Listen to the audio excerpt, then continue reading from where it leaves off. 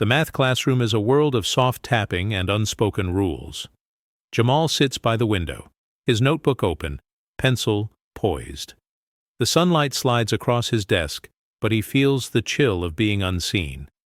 Ms. Reynolds stands at the front, her posture rigid, eyes scanning the room. She calls on students, her voice warm for some, clipped for others. Jamal's hand rises, slow and steady, but her gaze glances past him. He lowers his arm, expression unchanged. A clock ticks, pens tap. The tension is built on what's left unsaid. Jamal's classmates notice, but no one speaks. Some shift in their seats, others stare at their desks. Ms. Reynolds asks, "Who can solve this?" Her eyes settle on a student in the front row. Jamal knows the answer, but his name is never called. He scribbles the solution in his notebook, neat and precise. His mother's words echo in his mind. "Stay ready. You don't have to be loud to be right."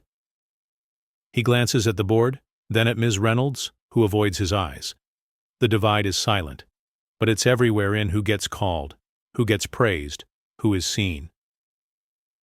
The bell rings. Chairs scrape back.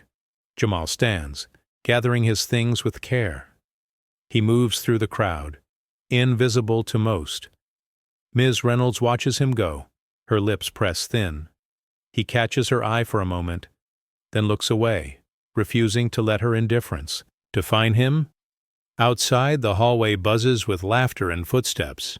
Jamal walks alone, head high. The classroom's quiet divide follows him, but so does his resolve. He knows the lines are drawn, but he's not stepping back. He keeps moving forward, silent but unbroken. The next day, Jamal takes his seat, notebook open, pencil ready. Ms. Reynolds stands at the board, her tone shifting as she calls on students. "Excellent, Mark. Well done, Chloe." Her praise is easy, her smile genuine for some. But when Jamal's hand rises, her eyes flick past him, barely pausing. He answers anyway, voice low but clear. "It's -5. Ms. Reynolds doesn't acknowledge him. Instead, she repeats the question. "Anyone else?" The class glances at Jamal, some with sympathy, others with indifference. Mark tries, gets it wrong. Ms. Reynolds nods. "Good attempt, Mark. Check. Your signs next time." Jamal's jaw tightens. He erases his answer, not because it's wrong, but because it's invisible. Ms. Reynolds's micro-expressions say more than her words. A tight smile, a raised brow, a dismissive shrug. Each gesture is a quiet message. Some voices matter less. She hands out worksheets, placing Jamal's on his desk with a careless flick. "Show your work," she says, her tone flat. Jamal nods, meeting her gaze for a moment.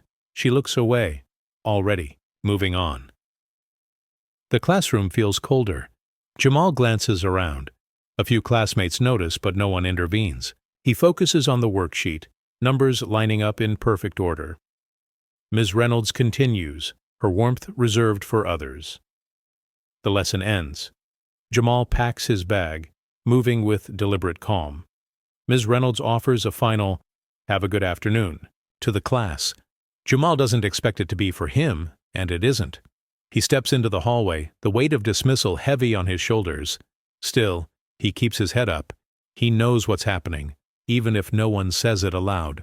The silence is sharp, but he refuses to let it cut him down. Jamal sits at his desk, the afternoon sun tracing patterns across his notebook. His answers are always neat, his numbers exact. He listens as Ms. Reynolds praises others, her voice bright and encouraging. When she passes his row, she barely glances at his work. Still, Jamal's posture never falters. He keeps his back straight, shoulders relaxed, eyes forward. A classmate leans over and whispers, "Why do you even try?" Jamal doesn't answer. He's learned that some questions don't deserve a response. Instead, he focuses on the next problem, letting his pencil move with quiet confidence. Ms. Reynolds asks for volunteers. Jamal raises his hand, steady and sure. She calls on someone else. He lowers his hand, but his resolve doesn't waver. Every time he's overlooked, he reminds himself, dignity isn't given by others. it's something you carry inside. During group work, Jamal's suggestions are ignored. He writes them down anyway, knowing they're right. When the group gets stuck, they glance at his paper, copying his solution without credit. Jamal notices, but he doesn't protest. He's used to being the answer no one admits they need. The bell rings. Jamal gathers his things, moving with purpose. In the hallway, he walks past clusters of students, their laughter bouncing off the lockers. He moves quietly, blending into the background, but his presence is solid. He's not invisible to himself. At home, Jamal's mother asks, "How was your day?" He shrugs, offering a small smile. "It was fine." She sees the truth in his eyes, but doesn't press. She knows her son's strength isn't loud. It's in every calm breath, every silent refusal to break. Jamal ends the day as he began, steady, unshaken, and quietly proud. A worksheet lands on Jamal's desk, dropped with a flick of Ms. Reynolds's wrist. She moves down the row, her praise reserved for others. "Great job, Chloe." "Nice work, Mark." Jamal looks at his paper, already knowing he'll get no acknowledgement, no encouragement. He fills in the answers, each number crisp and exact. He raises his hand when Ms. Reynolds asks for volunteers. She doesn't even glance his way. Instead, she calls on someone who's already answered twice. When Jamal quietly offers the correct answer under his breath, a nearby student hears and copies it, earning a nod from Ms. Reynolds. Jamal says nothing, just erases his own work and starts the next problem. A few students notice. One gives him a sympathetic look, but most just keep their heads down, unwilling to draw attention. Jamal feels the weight of being overlooked, but he doesn't let it show. He's learned that the real lesson isn't in the math, but in the way small slights add up. At lunch, he sits alone. His tray is balanced, his books stacked neatly. He hears laughter from the next table, but no one invites him over. He watches as Ms. Reynolds passes by, chatting warmly with another student. She doesn't see him. The day drags on. Jamal answers every question in his mind, even if no one asks. He keeps his notes perfect, his head high. The exclusion is silent. But it's everywhere in who gets called on, who gets praised, who is left to carry the weight alone. When the final bell rings, Jamal leaves the classroom without looking back. The lesson is clear. Sometimes the hardest battles are fought in silence, and sometimes the strongest people are the ones no one notices. The class settles into uneasy silence as Ms. Reynolds stands at the front, arms crossed. She scans the room, her gaze finally landing on Jamal. "You're not cut out for this level, Jamal." Her words are sharp, meant to end the conversation before it starts. A few students shift in their seats. One glances at Jamal, uncertain whether to look away or offer support. Jamal doesn't flinch. He meets Ms. Reynolds' eyes, his expression unreadable. The moment stretches, the air thick with expectation. Jamal's lips curve into a small, knowing smile.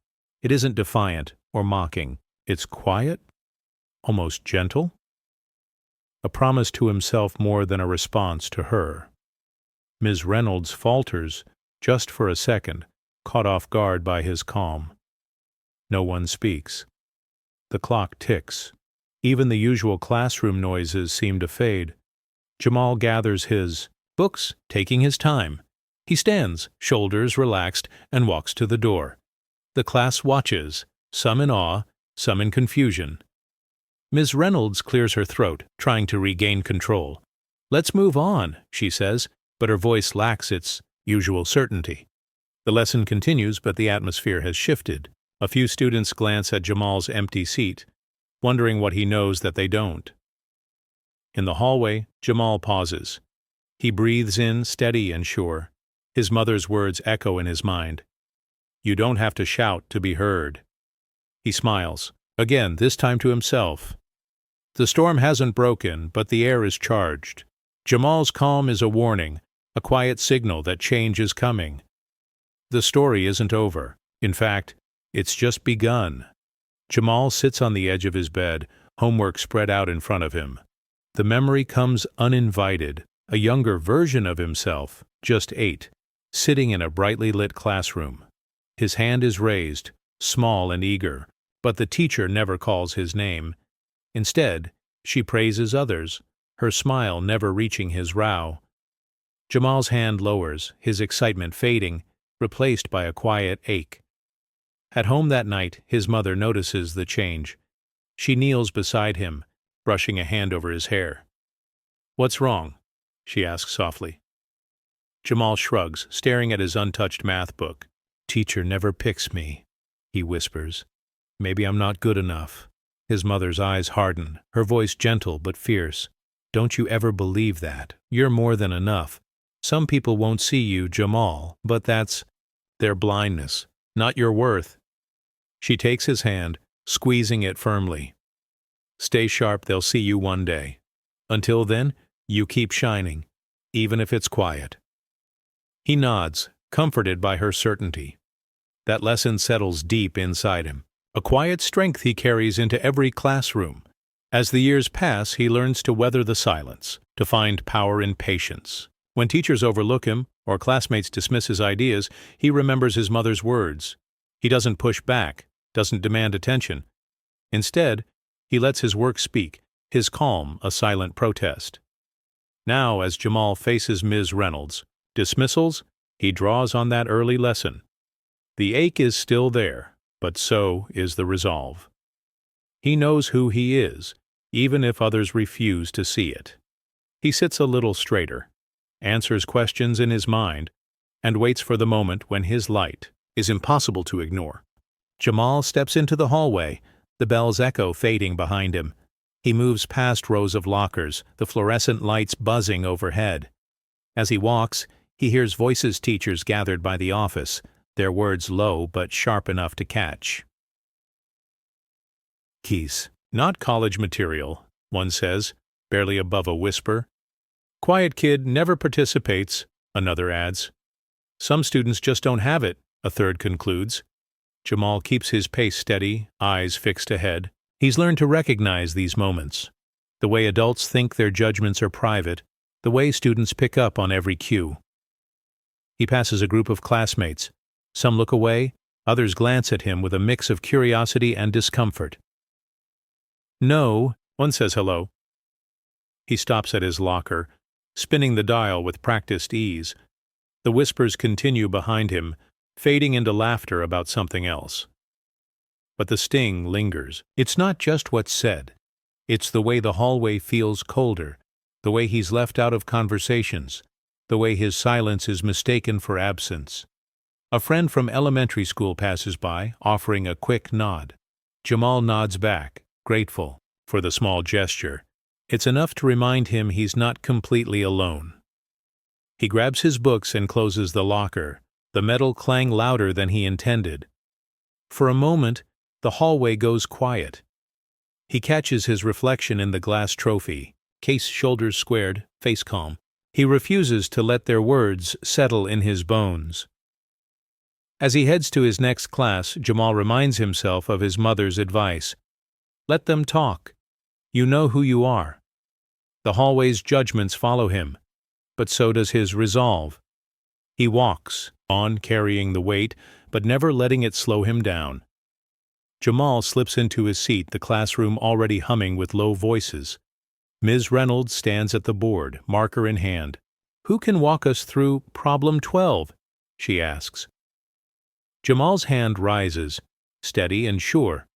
She glances his way, hesitates, then calls on Brian instead.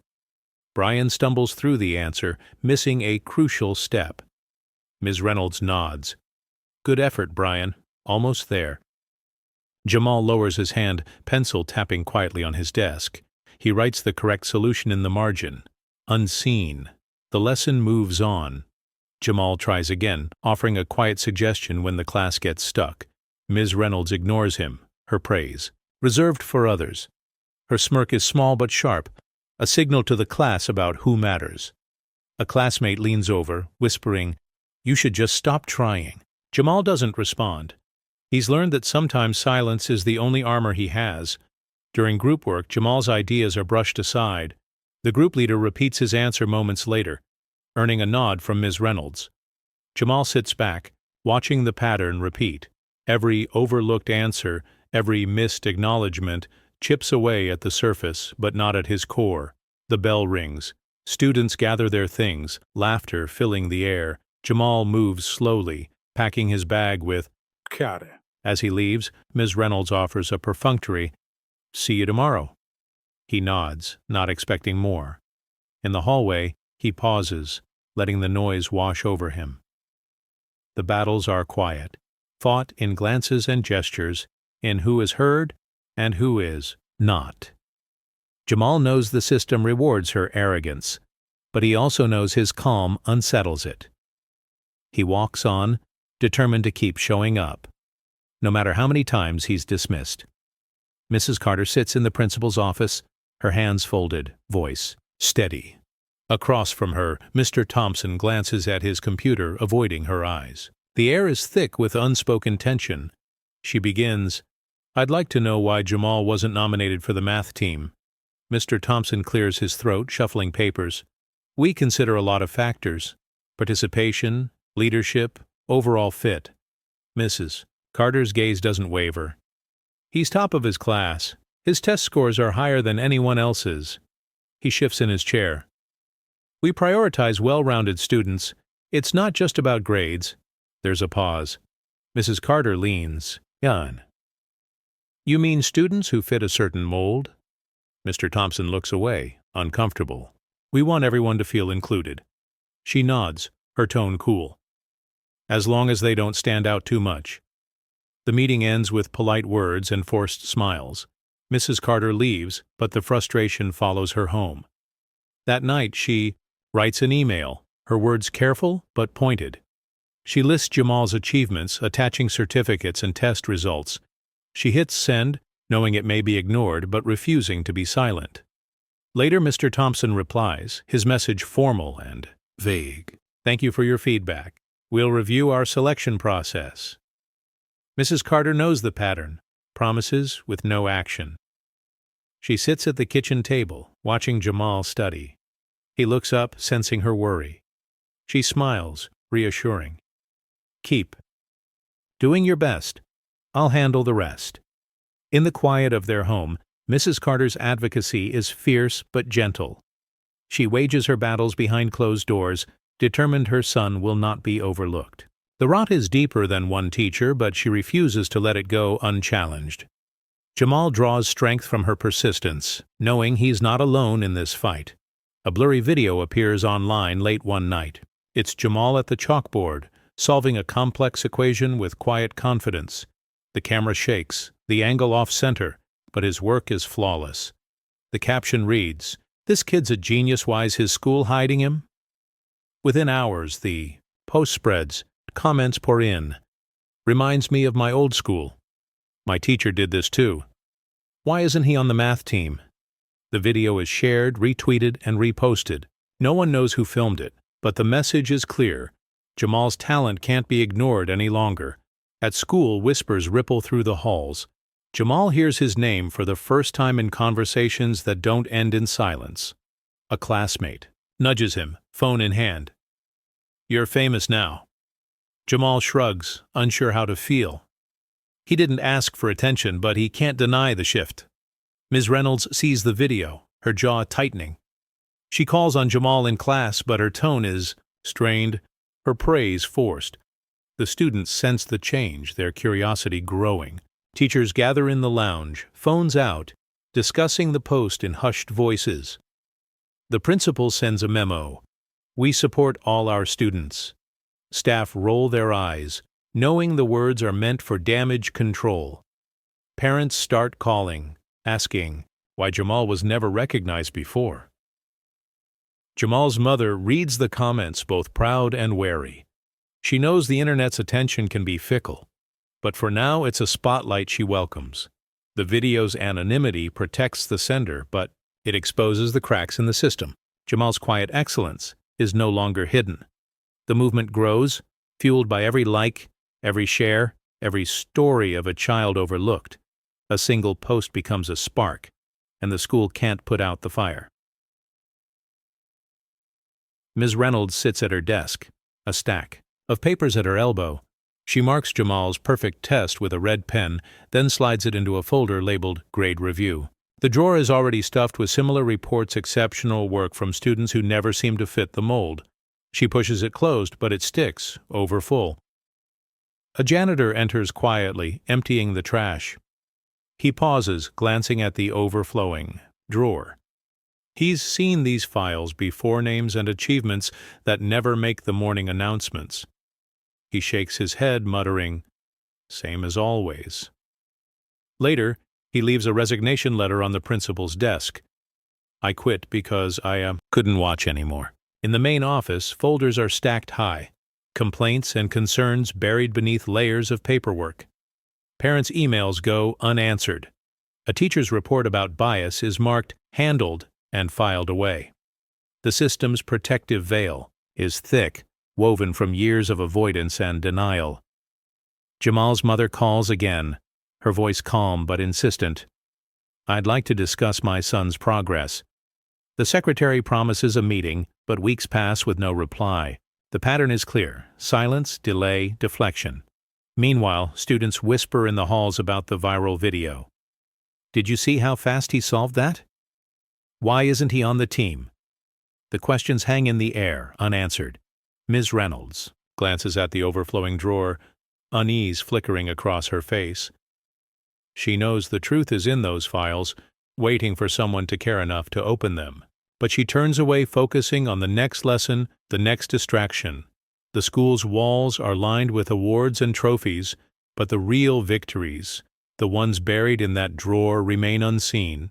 The system protects itself, but the cracks are starting to show. In the staff lounge, the air is thick with tension.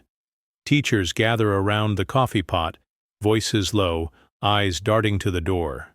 Someone whispers, "She's gone too far this time." Another nods, glancing at the closed door of Ms. Reynolds' classroom. No one says her name, but everyone knows. A young teacher, Ms. Patel, fiddles with her mug. "Did you see the video? That boy, he's brilliant." Mr. Harris, older, sighs. "We all know Jamal's sharpness, but you speak up, you risk your job." Ms. Patel hesitates. Is silence really safer? The group falls quiet. The principal walks by, clipboard in hand, and the conversation dies. When he's gone, Ms. Patel leans in. "We're supposed to help kids like him, not hold them back." Mr. Harris shrugs, but his eyes are troubled. "It's not that simple." The bell rings, scattering the group. Ms. Patel lingers, staring at the memo taped to the wall. All concerns will be addressed. She knows it's just for show. In the hallway, teachers exchange glances as Jamal passes by. Some nod, others look away. The viral video has shifted something. The staff's inaction is no longer invisible.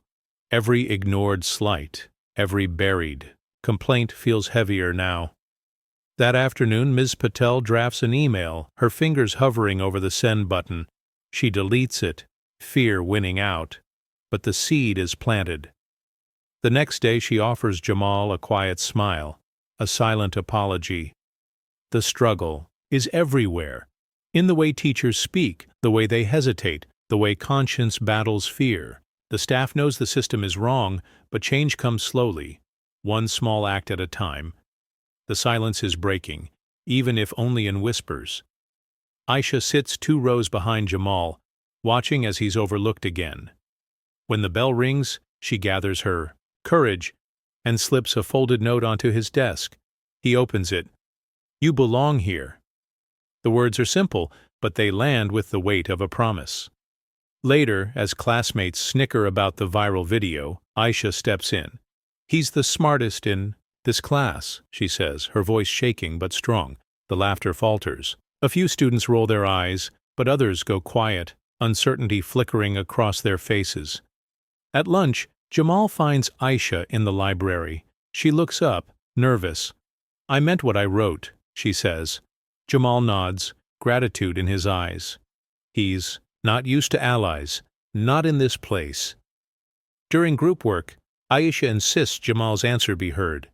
"Let him explain." she says, even when others try to talk over him. Her persistence pays off. The group finally listens, and the solution is right. Ms. Reynolds watches, lips pressed thin, but says nothing. Word spreads.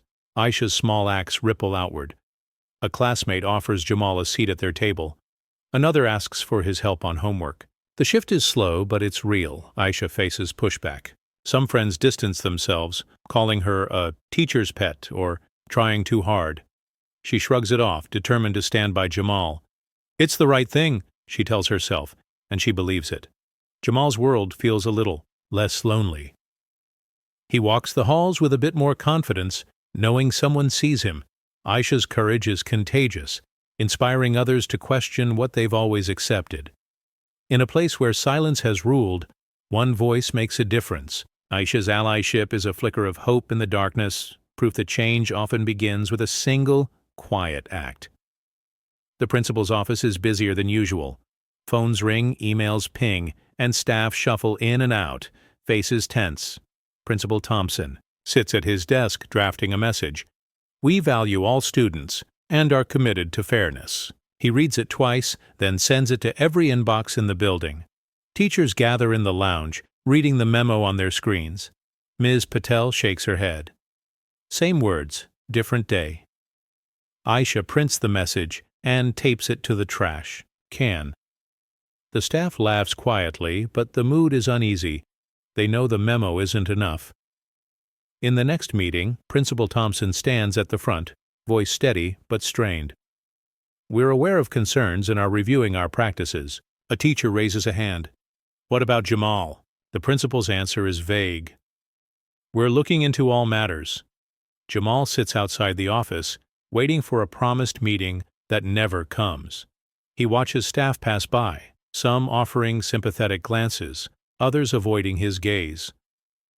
The CSO administration's words are everywhere, but action is nowhere to be found. Parents call the school, demanding answers. Why wasn't Jamal recognized sooner? What's being done about the bias? The secretary repeats the script. We're investigating. Behind closed doors, the leadership team debates damage control. If we admit fault, it could be trouble. Let's stick to the statement. The focus is on reputation, not resolution. Aisha sees the cracks. She tells Jamal, they're scared. That's why they're hiding. Jamal nods, understanding more than he lets on. The memo circulates, but the whispers grow louder. The staff's patience wears thin. Students notice the tension, sensing that something big is shifting. The administration's defensive posture can't hold forever. The truth is out, and no amount of polished language can cover it up now. The school board meeting room is packed, every seat filled, parents standing along the walls. Jamal sits in the back, head high, his mother beside him. The air is thick. With anticipation, the board members shuffle papers, their faces tense as the first parent steps forward. My daughter was overlooked for years, she begins, voice trembling. No one listened. Another parent follows, sharing how her son's achievements were ignored. The stories pile up, each one a quiet indictment of the system. Jamal listens, recognizing pieces of his own journey in every account.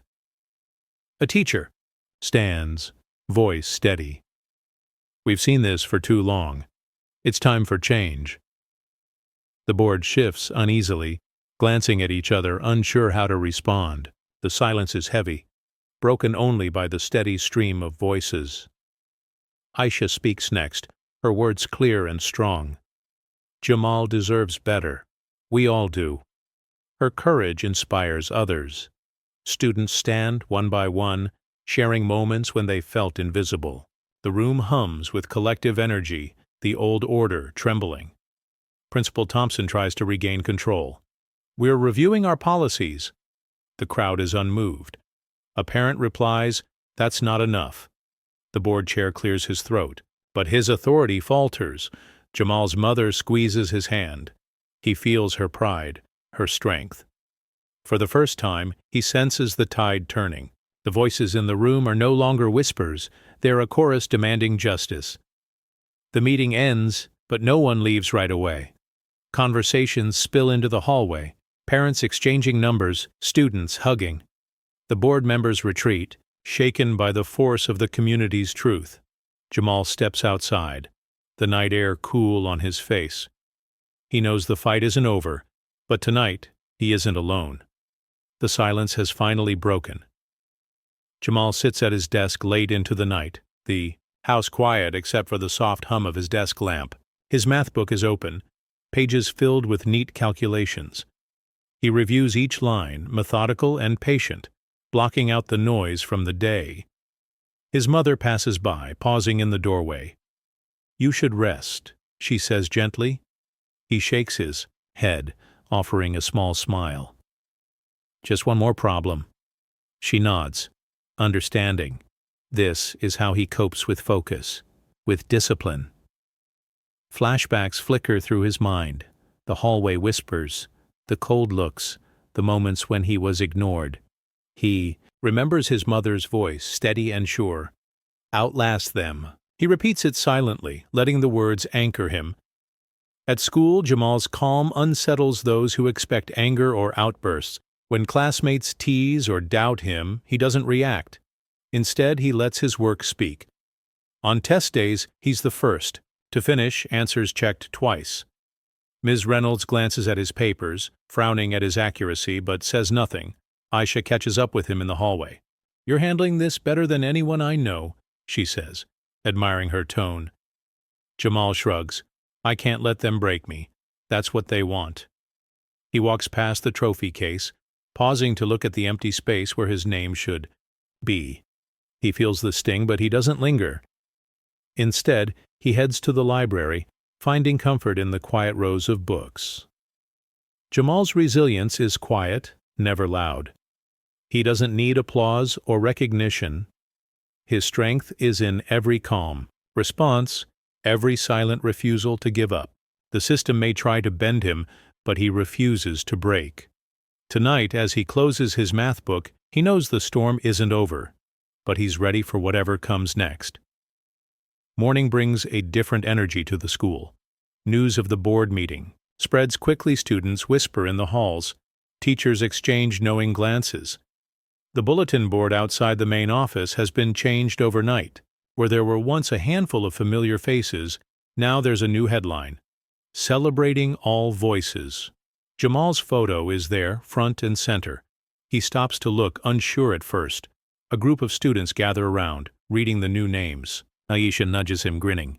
"Told you they couldn't ignore you forever." Jamal smiles, a quiet pride blooming inside him. In the teacher's lounge, the mood is subdued but hopeful. Ms. Patel leads a discussion about equity in the classroom. "We can't go back to the way things were," she says. Even Mr. Harris, usually silent, agrees. "It's time we listen." Ms. Reynolds' classroom sits empty during lunch. She eats alone, glancing at the bulletin board from her window. The change is undeniable, and she feels it deeply. The principal makes an announcement over the intercom. "We're reviewing our policies to ensure every student is recognized for their achievements. Thank you to those who spoke up." The words are careful, but the meaning is clear. The silence is broken. Jamal walks the halls, noticing the subtle shifts. Teachers greet him by name. Classmates ask for his help on homework. The atmosphere feels lighter, the weight of exclusion lifting, if only a little. At home, Jamal tells his mother about the changes. She listens, relief and pride in her eyes. "You did this," she says. "We did this," Jamal replies. The storm isn't over, but the air is different. The community has awakened, and Jamal knows he's no longer fighting alone. The boardroom is unusually crowded. Parents, teachers, and students fill every seat, the air charged with expectation. Jamal enters quietly, his mother by his side. He feels eyes on him, some supportive, others uncertain. The walls are lined with framed awards, reminders of the school's past, but tonight, the focus is on what needs to change. Board members shuffle papers, clearing their throats, pretending to be at ease. The superintendent glances at the clock, stalling. Jamal takes a seat near the back, his presence steady, not demanding attention, but impossible to ignore. A hush falls as the meeting begins. The board chair welcomes everyone, voice careful. "We're here to address recent concerns." His words are met with silence, the kind that's heavy with history. Jamal scans the room. He sees Ms. Reynolds, her posture stiff, gaze fixed on the table. Aisha catches his eye, offering a reassuring nod. Across the aisle, parents whisper, their frustration simmering just below the surface. A teacher stands to speak. "We have to do better," she says, her voice trembling but clear. The board listens, some nodding, others fidgeting. The tension is thick, every word measured. Jamal's mother squeezes his hand. He draws strength from her calm. He knows this moment is bigger than him. It's about every student who's ever been overlooked, every parent who's ever felt unheard. The meeting moves forward, each testimony adding weight. The board members can't hide behind polite smiles anymore. The storm that's been building, in whispers and side conversations, is now at their door. Jamal sits taller, ready for what comes next. The room holds its breath, waiting for the truth to break through. Tonight, silence is no longer an option. Ms. Reynolds sits at the end of the boardroom table, hands clasped tightly in her lap. She keeps her gaze fixed on the polished wood, but her eyes flicker up as Jamal enters. For the first time, she doesn't look through him. She looks at him, and her composure falters. A bead of sweat forms at her temple. She dabs it away, hoping no one notices. The confident smile she wore in the classroom is gone, replaced by a tight line. Her fingers drum nervously on the table, betraying her unease. As testimony begins, Ms. Reynolds listens to parents and teachers, recount stories of exclusion, of silent bias, of children dismissed. Each word chips away at her certainty. She shifts in her seat, crossing and uncrossing her legs. When Jamal's name is mentioned, her breath catches. She glances at him, searching for anger, but finds only calm. A board member asks, "Miss Reynolds, do you have anything to add?" She hesitates, voice barely above a whisper. I always wanted the best for my students." The words sound hollow, even to her. A parent's voice cuts through the silence. "My son stopped loving math because he felt invisible." Ms. Reynolds' jaw tightens. She remembers Jamal's steady hand, his neat work, the way she chose not to see him. Regret flickers in her eyes. The room feels smaller, the air heavier. Ms. Reynolds tries to regain her composure, straightening her shoulders, but the mask is slipping. Her authority, once unchallenged, is fragile now. She looks at Jamal again. He doesn't gloat, doesn't glare, he simply holds her gaze, steady and silent. For the first time, Ms. Reynolds feels the weight of her choices. The meeting continues, but her confidence is gone. Doubt and fear settle in, and she can't shake them. The boardroom grows tense as more voices join the conversation. It starts with a teacher, her words soft but unwavering. "I've seen students like Jamal overlooked. It happens more than we admit." Her admission hangs in the air, a ripple of honesty breaking the surface. A student stands, hands shaking. "I never spoke up before, but I watched Jamal get ignored. I thought it was just how things worked." She glances at him, apology in her eyes. Others nod, some emboldened, some ashamed. The atmosphere shifts. Whispers become statements. "I was told to keep my head down. My brother left this school because he felt invisible." Each confession chips away at the old silence, exposing a pattern everyone recognizes, but few have dared to name.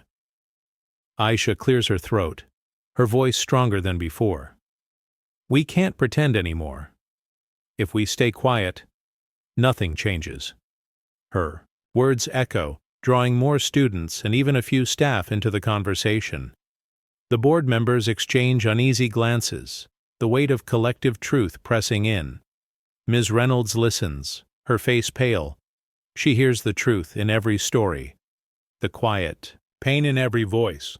For the first time, she realizes the depth of what's been ignored. Jamal remains composed, but inside he feels a shift. The burden he's carried is no longer his alone. The room, once a place of authority and distance, now feels like a community, facing its own reflection. The whispered truth grows louder, impossible to dismiss. The old guard's dominance wavers as the power of shared experience takes hold. The meeting is no longer about one student or one teacher. It's about everyone who's ever been silenced. Tonight the shadows give way to voices, and the truth stands in the open. The board chair glances at Jamal, inviting him to speak. The room quotes, anticipation thick. Jamal stands, his movements measured. He doesn't raise his voice or rush his words. Instead, he lets the silence settle before he begins. "My name is Jamal Carter," he says, voice steady. "I've been in this school since I was 8. I've always loved math, but I learned early that loving something doesn't mean you'll be seen for it." He pauses, meeting Ms. Reynolds' eyes. She looks away, unable to hold his gaze. Jamal continues, "I did every assignment. I volunteered answers, I helped classmates, but most days I was invisible. Not because I didn't try, but because someone decided I didn't fit." A board member shifts in his seat, uncomfortable. Jamal's mother watches, pride and sadness mingling in her expression. Jamal pulls a test from his folder, holding it up. "This is my work. It's not perfect, but it's mine. I was never given credit for it. I don't want pity. I want fairness." He glances around the room. "There are others like me. We don't need apologies, we need change." The silence is heavy, but it's not empty. It's filled with the weight of truth, the kind that can't be ignored. Ms. Reynolds' hands tremble in her lap. The board chair clears his throat, but Jamal's calm holds the room. He finishes, "I don't need to yell, the truth is loud enough." Jamal sits down, his dignity intact. The board members exchange glances, realizing the moment has shifted. The power in the room now belongs to the one who spoke quietly, but with more force than any shout. Justice tonight is delivered in restraint. Ms. Reynolds sits frozen, Jamal's words echoing in her mind. The authority she once carried feels distant, almost foreign. Her fingers tremble as she gathers her papers, trying to appear composed. She can feel eyes on her, some expectant, others disappointed. She avoids their gaze, focusing instead on the neat stack of lesson plans she no longer believes in. A board member asks, "Ms. Reynolds, would you like to respond?" She opens her mouth, but nothing comes out. Her voice, once so sure, has deserted her. She clears her throat, searching for words. I thought I was being fair," she manages, but the words fall flat, swallowed by the silence. She remembers. Every time she looked past Jamal, every moment she dismissed his hand in the air. The memories sting now, sharper than any rebuke. Her confidence dissolves, replaced by regret and a growing sense of shame. The staff she once led with certainty now look away. No one offers support. Even her closest allies sit in silence, unwilling to share in her downfall. Ms. Reynolds feels the walls closing in, the room shrinking around her. She tries again, voice barely above a whisper. "I never meant," but the sentence dies. The board chair nods, signaling that her time is up. Ms. Reynolds lowers her head, defeated. Jamal's calm presence lingers in her thoughts. She sees now that dignity isn't loud, but it is unbreakable. The arrogance she wore as armor has crumbled, leaving only vulnerability.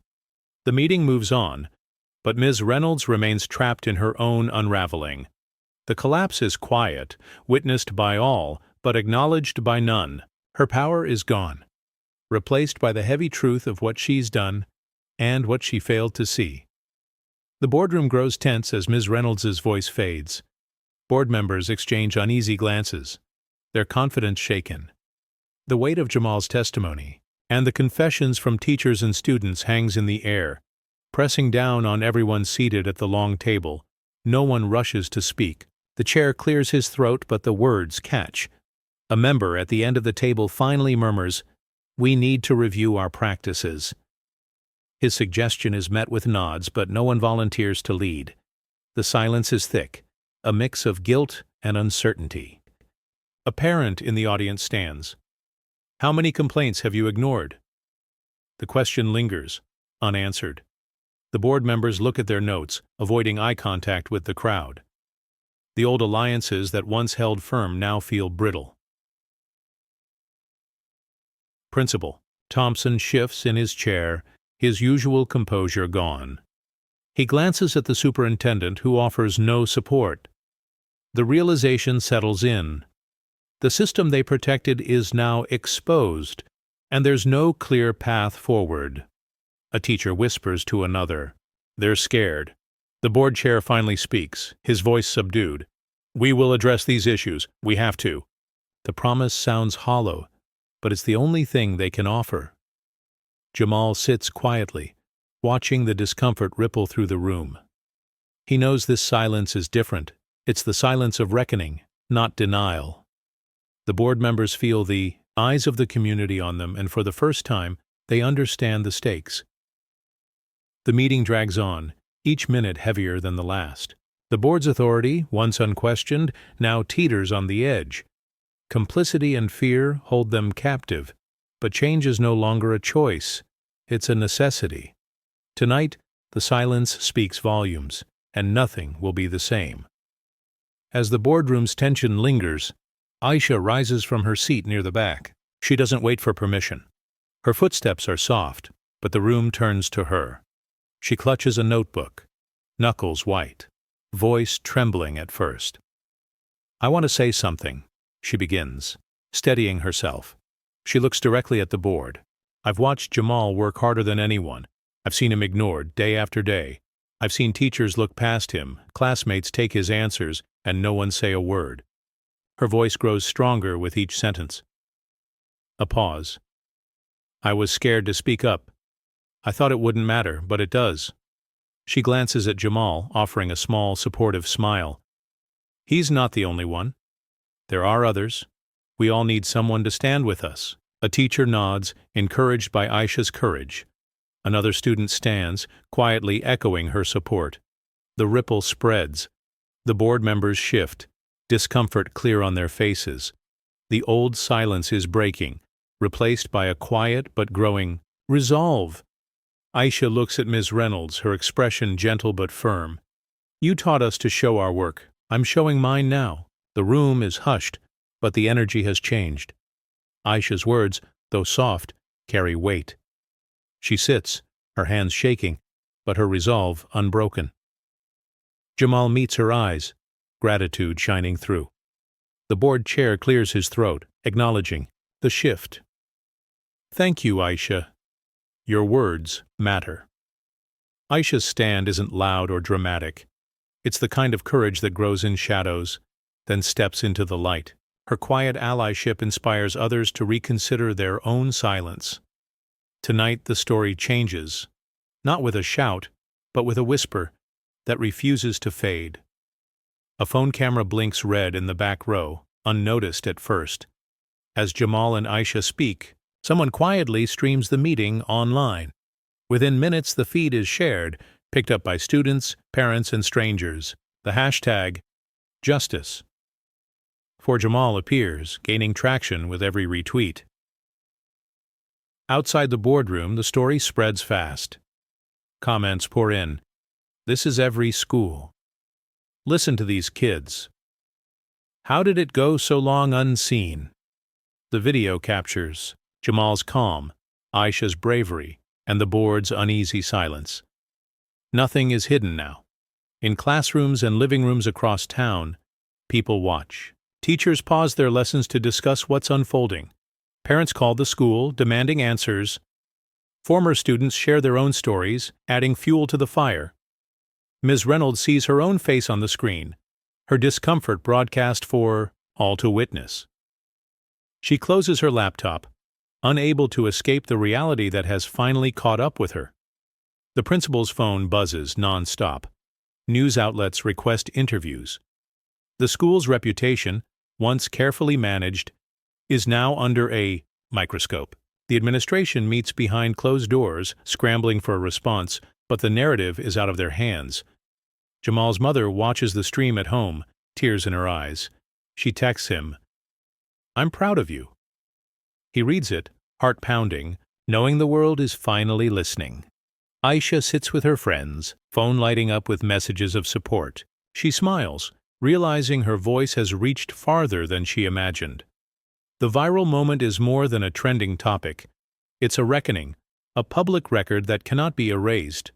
The truth, once whispered in hallways, now echoes everywhere. Tonight, the world witnesses what silence tried to bury and refuses to look away. Ms. Reynolds sits rigid at the boardroom table, her face pale under the harsh lights. The viral video loops on a tablet in front of her, every awkward glance and dismissive gesture now public record. She clears her throat, searching for the right words as the board chair turns to her. "I've always tried to be fair," she begins, voice thin. "I care about all my students." Her words echo in the room, but they sound rehearsed, empty. No one nods. The staff who once looked to her for guidance now avert their eyes. Even her closest colleagues sit in silence, unwilling to offer support. A parent interrupts, voice steady. "If you cared, why did it take a viral video for you to see him?" The question hangs, unanswered. Ms. Reynolds fumbles for her notes, but finds no comfort in them. She tries again. I never meant for anyone to feel left out. Sometimes things get busy. Mistakes happen." The board chair's expression is unreadable. "Mistakes repeated are choices, Ms. Reynolds." Her authority slips further with every word. Students in the back row whisper, their trust already broken. A teacher shakes her head, disappointment clear. Ms. Reynolds feels the room slipping away, her voice drowned out by the truth she can't deny. She looks at Jamal, hoping for understanding. He meets her gaze, calm and resolute. He doesn't need to say anything. The silence between them is judgment enough. The meeting moves on, her presence fading into the background. The power she once held is gone, replaced by a quiet, collective rejection.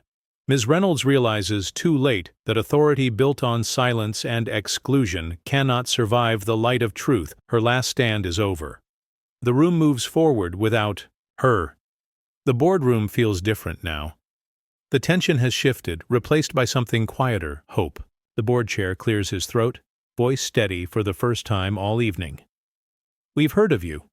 Effective immediately, we'll be reviewing our policies and creating a new committee focused on equity and student recognition." A teacher in the crowd nods, relief softening her features. Another staff member raises a hand. "Will students be involved in these changes?" The chair answers, "Yes, we want every voice at the table." Murmurs of approval ripple through the room.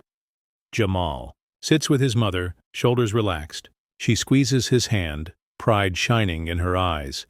He glances at Aisha, who beams back, her earlier fear replaced by quiet satisfaction.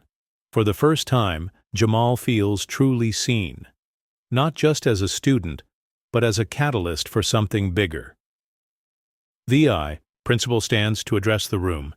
"We're committed to hiring more diverse educators and ensuring every student's achievements are celebrated. This is just the beginning." The words are careful, but the intent is real. Outside, the news spreads fast. Social media fills with updates. Policy changes at last. Students lead the way. Former graduates send messages of encouragement, sharing their own stories. The school's reputation, once tarnished, begins to heal. In the hallway, the bulletin board is updated again. Every voice matters. Jamal's photo remains, joined by new faces. Teachers greet him by name. Classmates ask for his help, their respect genuine. Ms. Reynolds walks the hall, unnoticed. Her era has ended. The new chapter belongs to those who spoke up, who listened, who refused to accept silence. Jamal stands at the window, watching the sunrise over the school. The journey isn't finished, but the path is clear. Change has begun, not with noise, but with the quiet strength of those who dared to speak. The teacher's lounge is quieter than usual. Miss Reynolds sits alone at the corner table, her coffee cooling beside a stack of untouched lesson plans. She watches colleagues drift in and out, their conversations hushed, laughter reserved for someone else. No one asks her to join. No one even glances her way. She stirs her coffee, listening to the scrape of chairs and the low hum of voices. The seat beside her stays empty. Across the room, Ms. Patel and Mr. Harris discuss new classroom ideas, their words animated. Ms. Reynolds tries to catch their eyes, but they look through her, not at her. She opens her planner, pretending to be busy.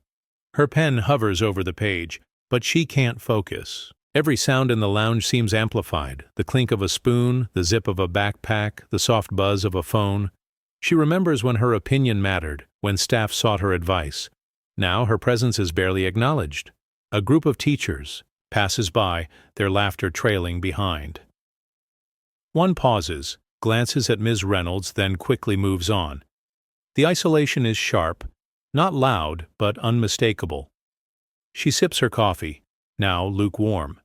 The taste is bitter. She scrolls through old emails on her phone, rereading messages from parents and staff, messages that once praised her, now reminders of a different time. The bell rings, signaling the next class. Teachers gather their things, leaving her behind. Ms. Reynolds lingers, reluctant to return to her empty classroom.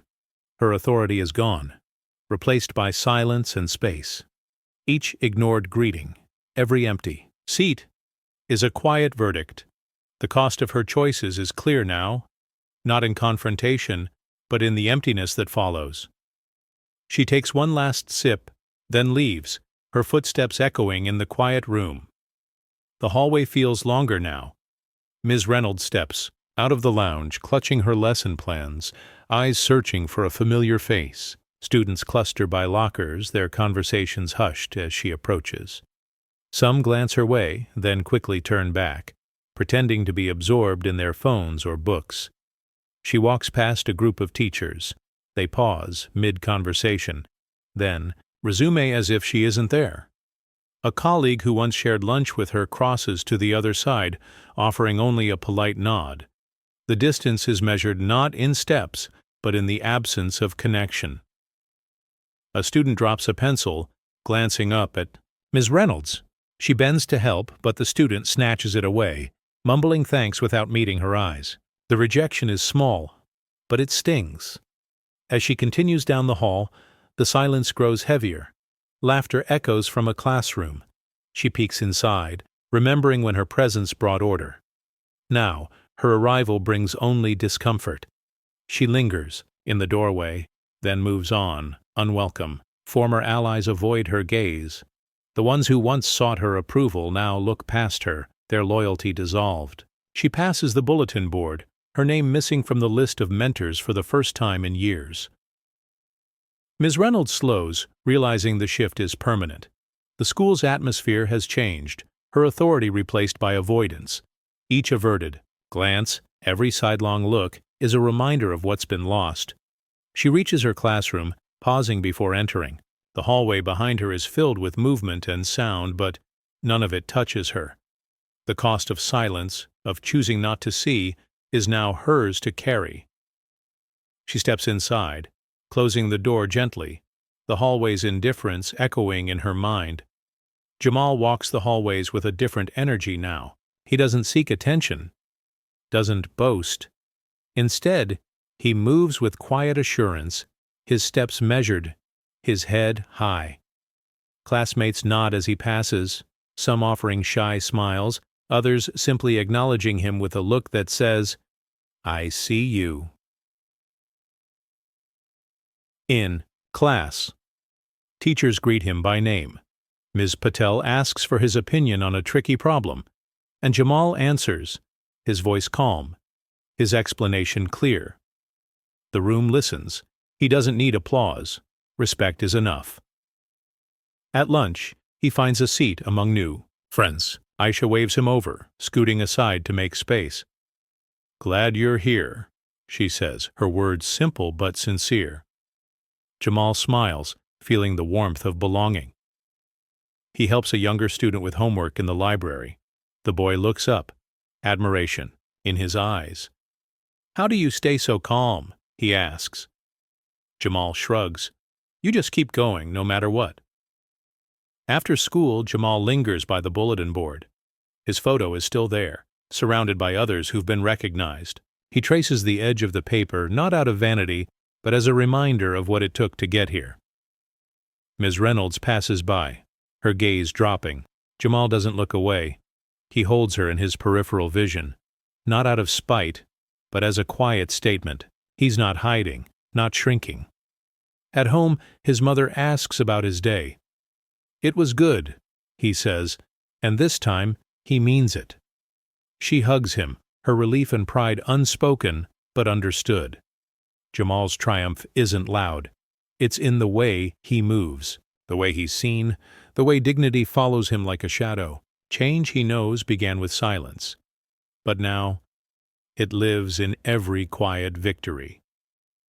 Evening settles softly over the Carter home.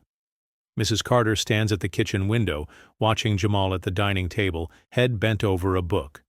The house is quiet. The only sound is the gentle scratch of his pencil moving across the page. She sets down her mug, her hands finally steady after so many months of worry. Jamal looks up, catching her gaze. He offers a small, genuine smile. "I finished early," he says. She nods, pride swelling in her chest. "You always do."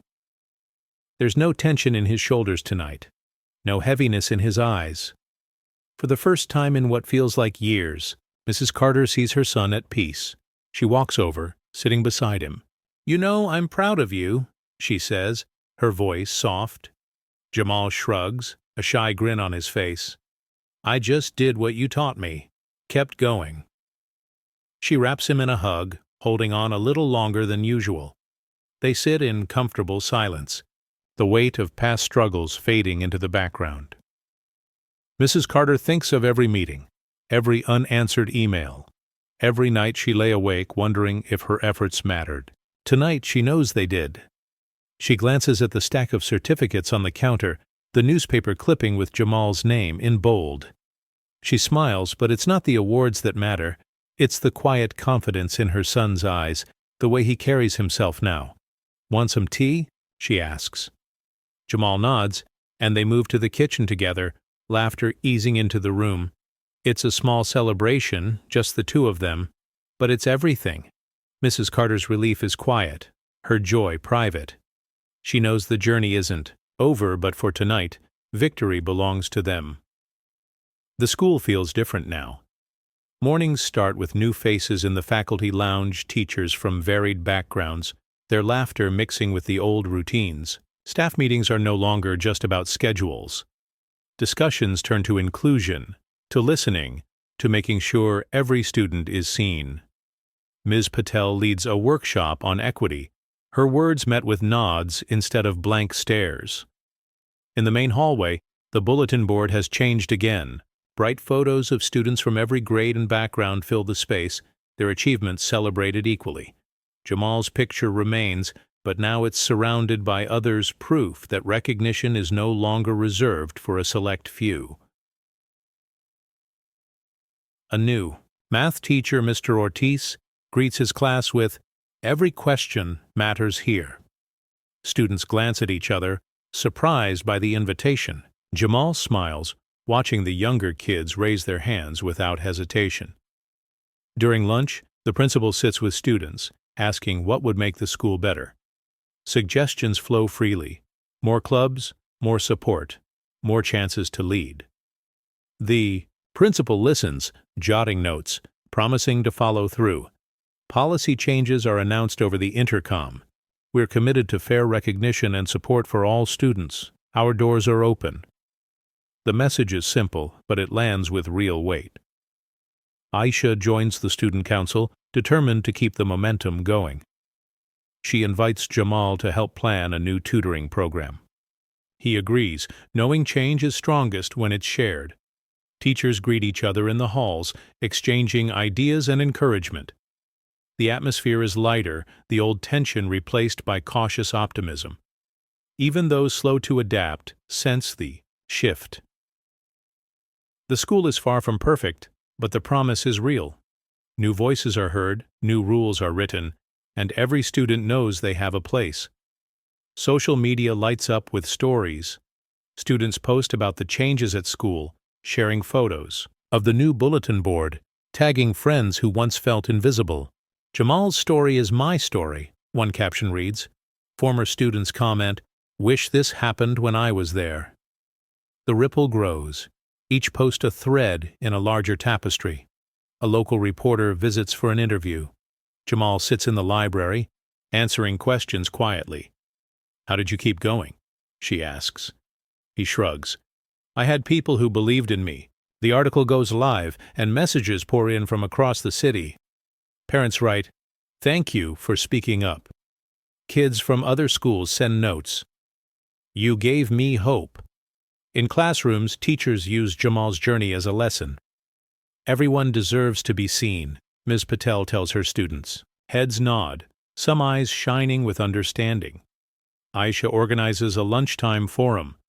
Students and teachers gather, sharing their own experiences with bias and belonging. One by one, voices rise. A freshman says, "I was scared to talk. Now I know I'm not alone." The room feels lighter, with every truth spoken. Jamal listens, sometimes adding a word, often just letting others speak. He sees the power in their stories, the way they build on each other, making what was once hidden impossible to ignore. Parents attend school events, meeting teachers, asking questions, staying involved. The community's trust, once fractured, begins to heal. The principal thanks Jamal and Aisha for starting the conversation. "You changed more than you know," he admits. At home, Jamal reads messages from strangers, each one a reminder that his quiet fight mattered. The ripple of empowerment spreads far beyond the school's walls, touching lives he'll never see. Change, he realizes, is contagious. Ms. Reynolds sits alone at her desk after school, the hallway outside quiet. She opens her laptop, scrolling through old emails from parents, students, and colleagues. Each message is a reminder of the years she spent certain she was doing everything right. Now, the silence in her classroom feels heavier than ever. She picks up a stack of lesson plans, flipping through pages filled with notes and names. Her eyes linger on Jamal's, remembering every time she overlooked his raised hand, every moment she chose not to listen. The regret is sharp, settling in her chest like a stone. A noise in the hall startles her. She looks up, hoping for a visitor, but no one comes. She remembers the board meeting, the way voices rose against her silence, the way Jamal spoke without anger, only truth. That memory stings most of all. Ms. Reynolds closes her eyes, replaying the past months. She realizes how arrogance blinded her, how easy it was to mistake routine for fairness. She thinks about the students she dismissed, the small slights that added up, the trust that slipped away without a word. She opens a new document, typing slowly, "What I missed, what I must change." The words are a promise to herself, a first step toward something better. The classroom is empty, but Ms. Reynolds stays, reflecting. She knows the final lesson isn't for her students, it's for her. She must learn to listen, to see, to question herself. The cost of silence is clear now, and she's determined not to repeat it.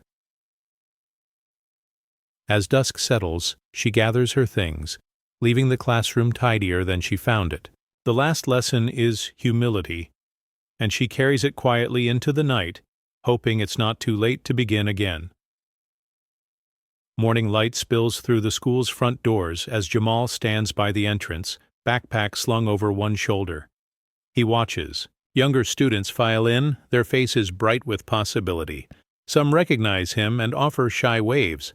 He smiles back, quiet and steady, feeling the shift in the air. A new banner hangs above the main hallway. Every voice matters. The words are simple, but they carry weight. Jamal pauses beneath it, tracing the letters with his eyes. He remembers the silence that once filled these halls, the way it pressed down on him. Now that silence is broken, replaced by a hum of hope. Aisha joins him, her energy infectious. "Ready for another day?" she asks. Jamal nods. "Yeah, it feels different now." She grins. "That's because it is." Teachers greet students by name, stopping to ask how they're doing. The principal stands at the door, shaking hands, listening.